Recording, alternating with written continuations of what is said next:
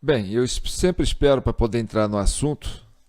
Eu também não queria entrar nesse assunto, porque eu sei que é para desviar o foco do Rio Grande do Sul, mas eu vou fazer assim, um sobre o Rio Grande do Sul, um sobre os temas que estão acontecendo, tá certo? Porque eu não posso também deixar passar batido. Sobre a questão, né, da descriminalização da droga para o usuário. E aí, o placar ficou assim, ó. Vou mostrar para vocês aqui. Espera aí. Vamos ver aqui se eu consigo mostrar para vocês o placar. Aí, ó. Esse aí foi o placar, tá certo? Você tem aí o Dias Toffoli, você tem aí a Rosa Weber, você tem aí, até a Rosa Weber, que nem é juíza mais, o voto dela conta, tá certo? Você tem o Barroso, você tem o Alexandre de Moraes, você tem o Fachin, você tem o Gilmar Mendes, você tem a senhora Carmen Lúcia e você tem o ministro Fux, né? E os que votaram contra, né, é o Zanin e o Mendonça e o Nunes, né? Os mais novatos votaram contra, né? Os 3 últimos que entraram na corte votaram contra. E não aparece aqui o voto do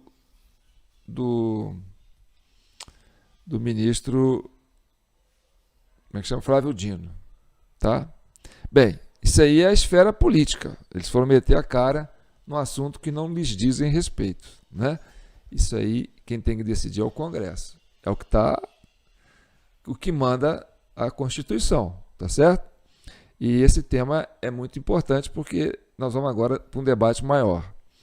Vamos ver o que o Dias Toffoli está pensando sobre o Supremo. Vejam só o tamanho da aberração. A voz da sociedade aqui se faz presente. Aqui nós temos pessoas indicadas por presidentes da República de direita, de esquerda, de centro-direita, de centro-esquerda, aprovados todos pelo Senado da República. Todos. Ou seja, passando por crivo, se somar os votos dos presidentes da República que receberam e foram eleitos, aos votos dos senadores que nos aprovaram, todos aqui estamos legitimados em cerca de 100 milhões de votos. Você entendeu o que ele quis dizer? Ele quis dizer que agora o Supremo virou um parlamento. Que o Supremo agora é que decide as leis. Por quê? Porque ele foi indicado por alguém que foi eleito. O ministro foi indicado por alguém que foi eleito. Isso não faz dele um parlamento. Ele não cria leis por causa disso. Ministro da Justiça, ministro da Saúde, ministro da Educação, ninguém cria leis. Cada um na sua, cada um no seu quadrado. Isso mostra desconhecimento do processo constitucional. Concorda comigo? Mas nós estamos aqui legitimados para poder falar pela população. Não, vocês não estão aí para isso. E quem vai fazer isso, esse contraponto, é um outro ministro. Vamos escutar. Também não se podem desconsiderar as críticas, Luiz Toffoli tocou nisso agora, as críticas em vozes mais ou menos nítidas e intensas de que o Poder Judiciário estaria se ocupando de atribuições próprias dos canais de legítima expressão da vontade popular, reservada apenas aos poderes integrados por mandatários eleitos. Nós não somos juízes eleitos. O Brasil não tem governo de juízes. E é por isso, e aqui foi mencionado pelo ministro Dias Toffoli, que se afirma e se critica com vozes intensas o denominado ativismo judicial. E eu sempre digo, nós não temos de fazer pesquisa de opinião pública. Não, nós temos que aferir o sentimento constitucional do povo. Quanto mais as nossas decisões se aproximam do sentimento, não é opinião passageira, do sentimento constitucional do povo, mais efetividade terão as nossas decisões e as direções que as nossas soluções indicam. Essa prática, anoto aqui, tem exposto o Poder Judiciário, em especial o Supremo Tribunal Federal, a um protagonismo deletério, corroendo a credibilidade dos tribunais quando decidem questões permeadas por desacordos morais que deveriam ser decididas na arena política. É lá que tem que ser decidido. É lá que tem que pagar o preço social. Não é que nós tenhamos receio, não, mas nós temos de ter deferência, porque num Estado democrático, a instância maior é o parlamento. No Estado democrático, a instância maior é o parlamento. Disse isso no discurso, estou repetindo agora, porque pior do que não saber direito é um juiz que não tem coerência. Eu também estou dizendo isso para mim. Estou dizendo isso para mim, porque eu que fiz esse discurso.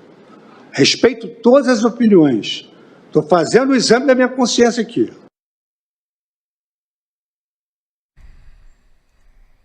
Agora, por que acontece isso? Gente, se vocês entenderem o que está no relatório da Comissão Cidadã de Inquérito, vocês vão entender por que existe esse impasse, entendeu? O que acontece no período eleitoral que faz com que o Supremo ganhe esse protagonismo, né? Agora, vamos falar sobre a questão da maconha. Será que eu posso falar essa palavra aqui? Será que eu vou ficar... o Google vai... Porque está todo mundo falando isso aí, né? Bem, esse é um assunto, gente, que exige, assim, sabe, muito amadurecimento da sociedade. Eu quero começar falando do tempo que eu era garoto, que eu era jovem, né? 16, 15, até os 19 anos. Teve uma época que eu começava a comprar maço de cigarro. Sabe por quê? Porque aparecia na televisão propagandas maravilhosas. Hollywood ao sucesso. Quem é da minha época aí sabe o que é isso, né? Tinha a propaganda do Marlboro, tinha a propaganda de... Nossa Senhora! Eram propagandas maravilhosas, lindas, sabe? E ministro, isso era ok, Carton, pai e tal. Era uma coisa maravilhosa. Então, não tinha um intervalo comercial de propaganda, quer dizer, de filme, de novela, né, que não tinha uma propaganda de um maço de cigarro, né, de uma empresa do tabaco. Então, as pessoas achavam que era status, né? Fumar era status. Então, tinha aquela coisa da pose, fazer a cena, né? Pegar um cigarrinho e tal. As mulheres também faziam coisa. O filme, né? O artista de galã filmando, né? Então, era assim. Era o tchan da época. Era fumar. E a propaganda em cima. Entendeu? E qualquer lugar que você fosse, você comprava cigarro. Em farmácia, supermercado, padaria, em lanchonete, no cinema, na escola. Você comprava cigarro em qualquer lugar. A indústria do cigarro faturava que era uma beleza. Sabe, na sala de aula, era aquela maresia, assim, ó, o pessoal assistindo aula, fumando, tirando trago, assim, jogando a fumaça na frente. Professor fumando na sala de aula. Cursinho, então, era uma loucura. O pessoal fumava. Boate. Você ia numa discoteca, numa boate, entendeu? Aquilo lá parecia uma sauna. Todo mundo fumando, cigarro, sabe? Era uma coisa de louco. Quem não fumasse, entendeu? Os barzinhos, o chão dos barzinhos assim, ó, era cheio de guimba de cigarro. O pessoal fazia coleção de maço, tinha vários tipos de maço. Era uma coisa de louco. Então, eu, naquela ingenuidade, vou contar para vocês, eu tenho um problema. Eu sou um cara muito careta, porque eu não consigo beber bebida alcoólica, sabe? Quando eu ia participar das festas, tinha um tal de Cuba Libre, que era Bacardi com Coca-Cola e limão, né? Aí eu enchia de Coca-Cola até aqui assim, botava um toquinho de Bacardi assim, botava limão e ficava lá. E ficava até meio altinho, porque um pouquinho assim, só para dar um um grauzinho, entendeu? Mas se me desse uma pinga pura para tomar, não desce. Eu perdi a respiração. Eu tenho isso comigo. O cigarro também não foi diferente. Eu tentei fumar, sabe? Aquele garotão querendo ser bonitão, querer paquerador e tal. Tirava aquele, né? Aí eu comprei um daqueles cartões, botava no bolso, saía. Aí quando tava com a galerinha, com as meninas, tirava e tal. E aí eu não conseguia tragar. Não aprendi a tragar. Eu sou muito careta, né? Fala a verdade. Eu não aprendi a tragar, mas fazia aquela cena, né? Pai e tal. E os colegas que ficavam do meu lado, os que fumavam, né? Muitos fumavam, falavam assim, me arranja um cigarro. E aí, porque tinha aquela coisa de filar cigarro, né? Ninguém negava cigarro para ninguém, né? Porque todo mundo fumava. Aí um pegava cigarro, dava para o outro. Resultado, chegou uma hora que eu estava vendo que 60% dos cigarros que eu comprava ficava com os filantes. Me filaram tudo. Falei, quer saber de uma coisa? Vou ficar bancando cigarro para os outros. Não, parei com essa bobeira. Então, isso foi a minha juventude. Foi a juventude da minha geração. Muitos que viveram isso, tá certo? E começaram nessa época, ainda fumam até hoje. Outros nem tanto. Outros pararam. Muitos pararam. E eu tenho pessoas próximas a mim que ainda fumam, sabe? E às vezes fala assim, João, vai lá comprar um cigarro para mim. Aquilo para mim é uma tristeza, sabe? Porque sabe o que acontece? A coisa mais difícil que tem é eu comprar cigarro aqui para a pessoa no centro. Não é porque, além de eu não gostar de comprar o cigarro para a pessoa, que eu sei que aquilo, né? Você vai comprar, tá lá, aquela Ministério da Saúde adverte. Você olha atrás do maço assim, tá aquele negócio, né? Isso faz câncer de boca, isso envelhece, isso dá câncer de pulmão, isso fala o que do infarto. Quer dizer, impotência sexual. Então, é cada coisa que vem escrito atrás do maço de cigarro e a pessoa vai lá e fala, não, vai lá comprar um cigarro para mim, João. Quebra essa. Porque o difícil não é só eu sair para comprar um cigarro que vem escrito assim, ó, isso vai fazer mal para a sua saúde. É achar aonde vende o cigarro. Sabe? Os barzinhos, tudo, o pessoal fala, não tem cigarro para comprar. Mas é proibido? Não, não é proibido. Você vai na padaria, não acha para comprar. Você vai no supermercado, não acha para comprar. Você vai na farmácia, não acha para comprar. Então, você vai, às vezes o cara quer que eu vou lá comprar à noite para ela, não acha. Aí tem um posto de gasolina lá no Raio que o Parta, lá vende. Aí eu tenho que ir lá naquele posto comprar o cigarro da pessoa. Entendeu? E levar o cigarro para ela. Aí, ou seja, é proibido? Não. Cigarro não é proibido. E por que todo mundo não vende? Porque não dá lucro. Por quê? Porque o pessoal foi com o tempo tomando consciência, entendeu? Que esse hábito não é salutar, não faz bem para a saúde. Né? E a propaganda passou a ser proibida. Quer dizer, não tem mais aquele marketing, ó, você vai lá, ao sucesso, papapá, aquela pose do galã e tal. Não tem mais isso. Entendeu? Pelo menos isso a sociedade amadureceu. Olha, quem quer fumar, vai fumar, mas a gente não vai incentivar. A gente não vai falar que isso é bonito. A gente não vai falar que isso faz bem. A gente vai falar que isso faz mal. Mas aí é você que decide. O livre-arbítrio é de cada um. Às vezes não faz mal para um, mas faz mal para outro. Mas no geral faz mal. É um vício. É uma droga. Cria dependência química. Destrói a saúde. Aos poucos, mas destrói a saúde. Envelhece, estraga os dentes. A pessoa que fuma constantemente, perto de uma pessoa que não fuma, você vai ver a diferença. Né? Você fala, não, essa aqui é mais velha que essa. Não, não é. Então, essa é a realidade. Aí o que acontece? Na sala de aula não tem cigarro, no cursinho não tem cigarro, ninguém fuma. Entendeu? Você vai no cinema, não pode fumar, porque ninguém quer ser incomodado com o cigarro do outro.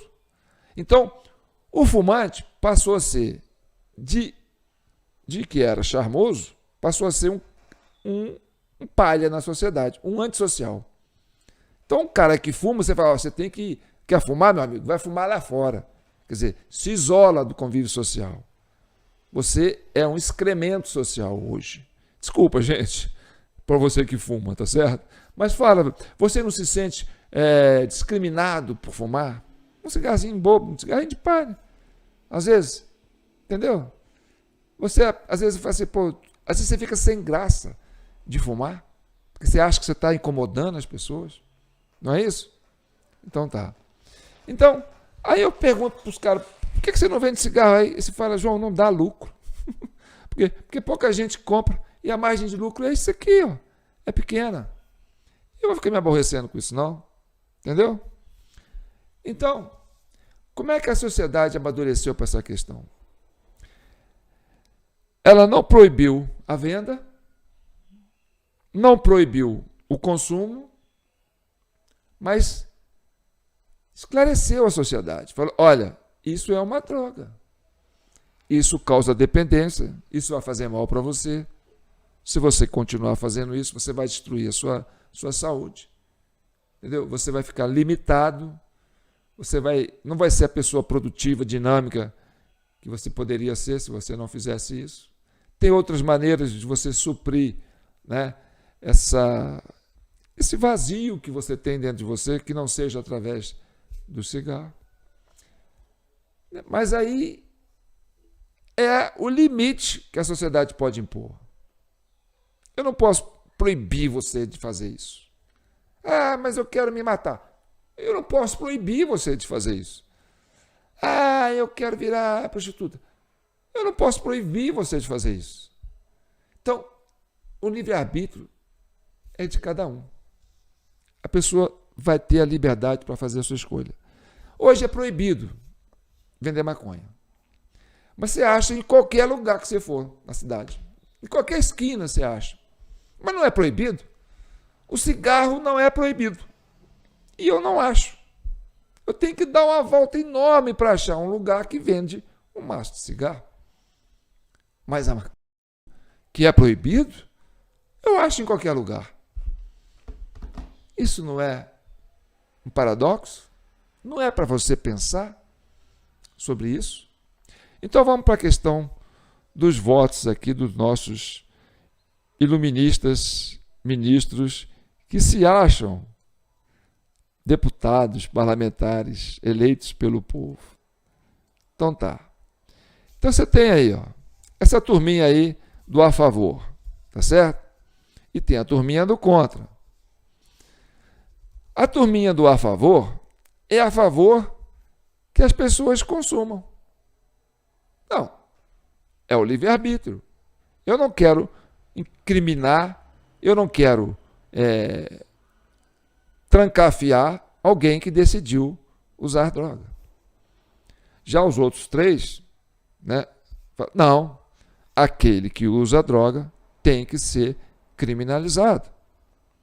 Esse é um debate. Mas vamos fugir desse debate e vamos entrar no assunto mais importante. Business. Business and business. O negócio é o seguinte, meu amigo. Eu não acho cigarro na cidade para comprar com facilidade. Por quê? Porque não dá lucro. É um péssimo negócio para quem vende. Entendeu? E quem usa tem que sair por aí para achar um lugar que compra. E dependendo da hora, não acha mais. Ah, fechou aqui e não tem mais. Tem que ir lá no fim da cidade para comprar um maço. Isso é o cigarro, certo? Já a maconha não. Se você quiser, tem delivery para você. Você liga, o cara te entrega ali na hora. Mas não é proibido? Tá bom. Então o que você tem? Vamos para o aspecto econômico da coisa, tá certo? Bem, aqui é a oferta. Aqui é a demanda, tá certo? Aí nós vamos para a economia, business, negócios. A oferta, tá, você tem a oferta e você tem a demanda. Se você criminaliza a oferta, o que você faz? Você aperta a saída.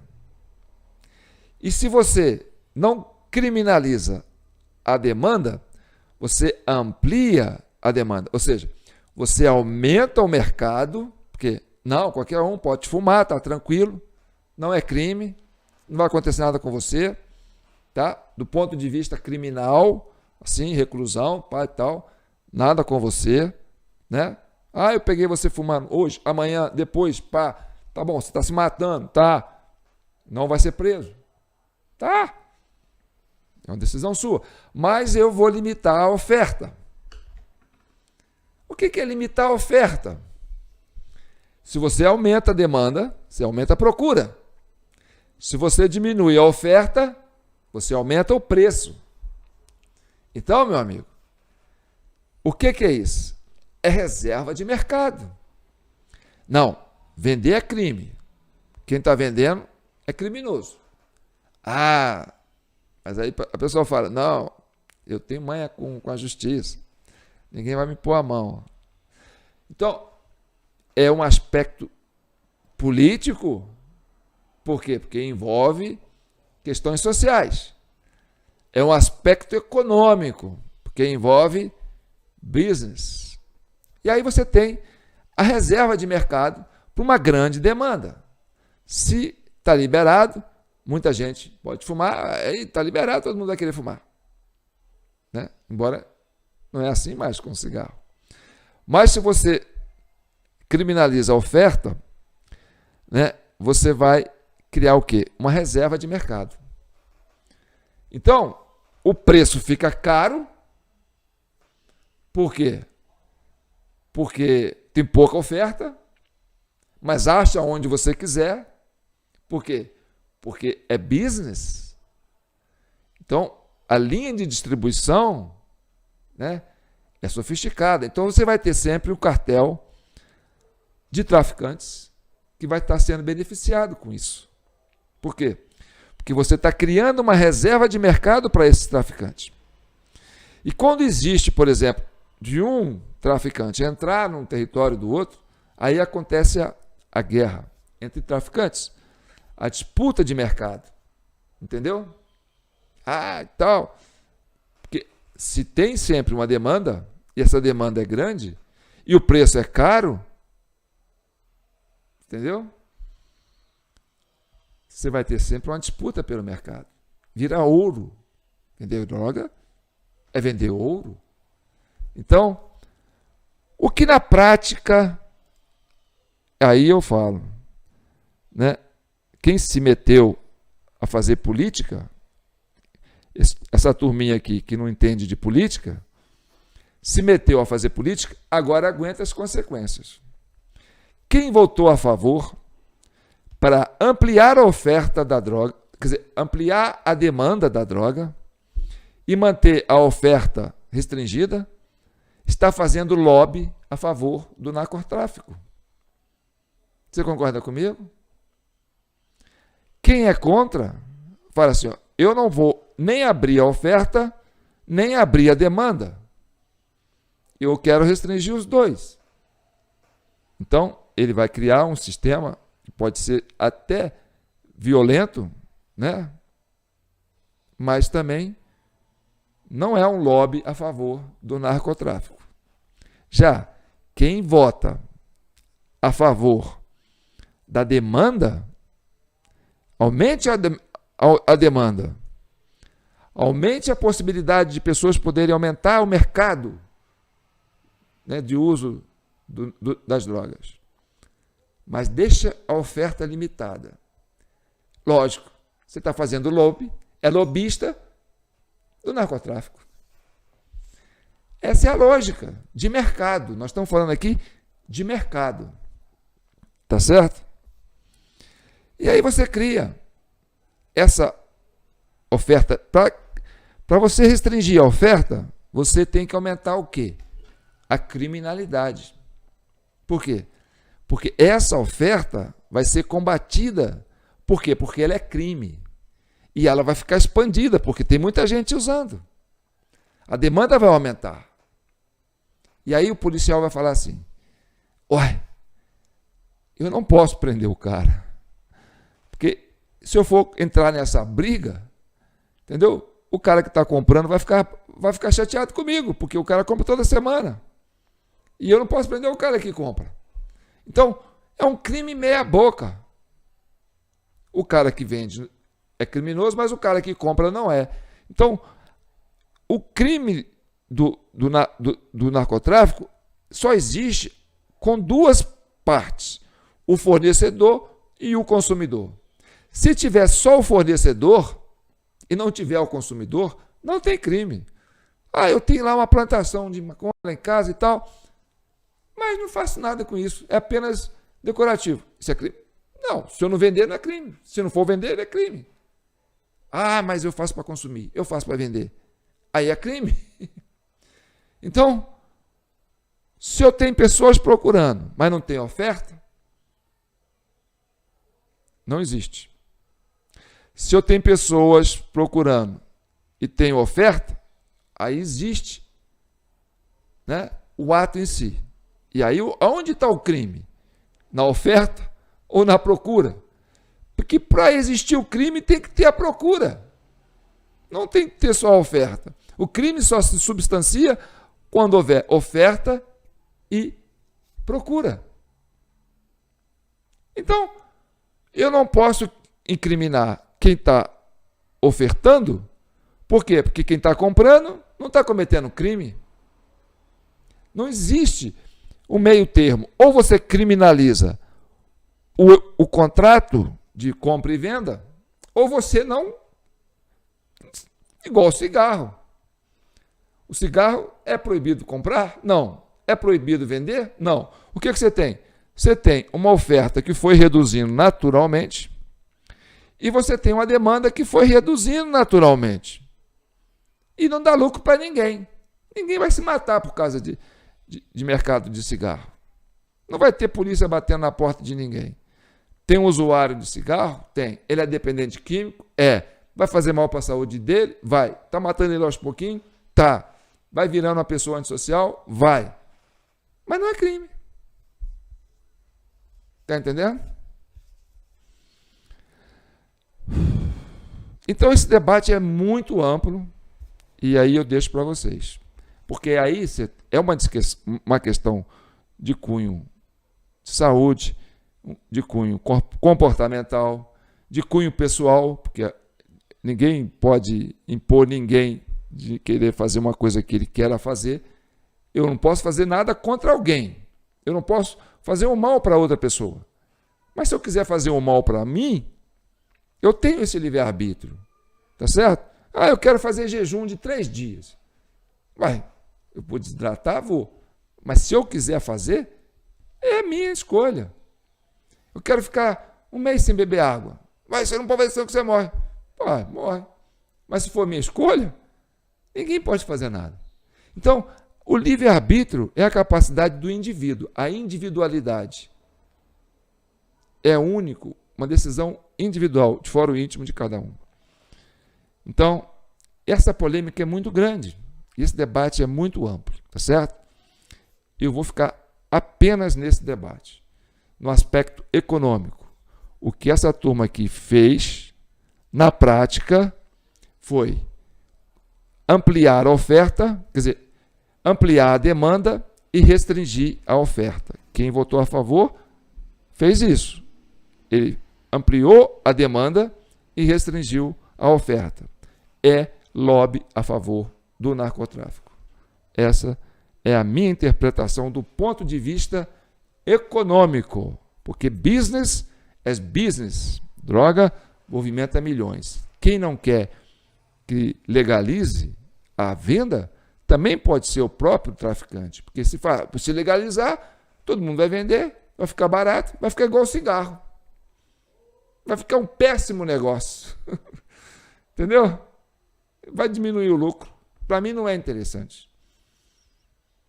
Então, aí eu quero que vocês comentem, porque do plano de vista político, né, nós temos a opinião dos nossos parlamentares. Vamos só terminar com a opinião dos nossos parlamentares sobre o tema, tá certo?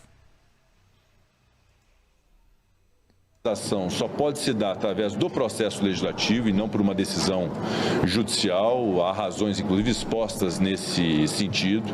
Essa questão das drogas e da descriminalização das drogas é uma ideia que é suscitada em diversas partes do mundo, mas há um caminho próprio para se percorrer nessa discussão, ou seja, há um critério técnico para se dizer se uma substância deve ser considerada um entorpecente ilícito ou não. Agora, o próximo round dessa discussão vai acontecer na Câmara dos Deputados, onde a PEC das drogas ainda será votada. Logo que foi dada a decisão do STF, o presidente da Câmara, Arthur Lira, anunciou a criação de uma comissão especial para debater essa PEC. Bom, neste vídeo eu foquei puramente no debate jurídico e legislativo do assunto, mas é claro que ele suscita muitas discussões científicas e sociais que também foram abordadas durante o julgamento no STF.